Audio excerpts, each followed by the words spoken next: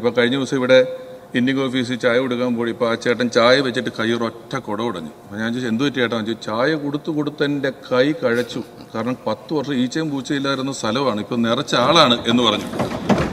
ഇപ്പം നമ്മുടെ സ്റ്റാഫുള്ള പയ്യനും അതേപോലെ ഓഫീസിൽ നിന്ന് കാണിച്ചു, കുറേ നിവേദനം കൊണ്ടു തന്നിട്ട് അവനും കൈ ഉടഞ്ഞിട്ട് പോവുകയാണ് സാർ. അപ്പോൾ ജനങ്ങളുടെ ഇത്രയും വരുന്നൊരാവശ്യം ഞാനിതിനെ പഠിച്ചു നോക്കിയപ്പോൾ ഇത്രയും 100 ദിവസം കൊണ്ട് 4000 ആകുമ്പോൾ 1800 ദിവസത്തിൽ അത് എത്രയാണ്? അപ്പോൾ അതിനെ പരിഗണിക്കാനും അതിനെ വായിക്കാനും കൃത്യമായ ഡിപ്പാർട്ട്മെൻറ്റുകളിലേക്ക് അയക്കാനും പ്രതിഭാശാലിയായിട്ടുള്ള ഒരാളെ നമുക്ക് നിയോഗിക്കേണ്ടതായിട്ടുണ്ട് എല്ലാ ഓഫീസിലും. അത് MLAയുടെ സ്റ്റാഫ് എന്നാണ് പറയുന്നതെങ്കിലും അത് ജനങ്ങളുടെ ആവശ്യങ്ങൾ പരിഗണിക്കുന്നതിന് അത്യാവശ്യമായിട്ടുള്ളൊരു കാര്യമായിട്ടാണ് എനിക്ക് തോന്നുന്നത്. അത് ഞാൻ ബഹുഭൂരിപക്ഷം MLAമാരോട് സംസാരിച്ചപ്പോഴും അവരുടെ ആവശ്യങ്ങൾ അങ്ങനെ തന്നെയാണ്. അപ്പോൾ അവരിലേക്കൊന്നും നമുക്ക് കൃത്യമായി എത്താൻ, അവരെ പരിഗണിക്കുന്നതിന് ഇപ്പോൾ ആധുനിക സാങ്കേതിക വിദ്യകൾ ഉപയോഗിച്ചുകൊണ്ട് എല്ലാ കാര്യങ്ങളും പരിഗണിക്കുന്നതിനും ആളുകളോട് കൃത്യമായി സംവേദിക്കുന്നതിനുമൊക്കെ ഒരാളെ നിയമിക്കുന്നതിന് അർഹമായ ശമ്പളവും ഒരാളെയും കൂടെ അതിലേക്ക് നിയമിച്ച് തരുന്നതിനും ഒരു നടപടി ഉണ്ടായാൽ വളരെ നന്നായിരുന്നു എന്ന് എനിക്ക് ഈ അവസരത്തിൽ തോന്നുന്നു.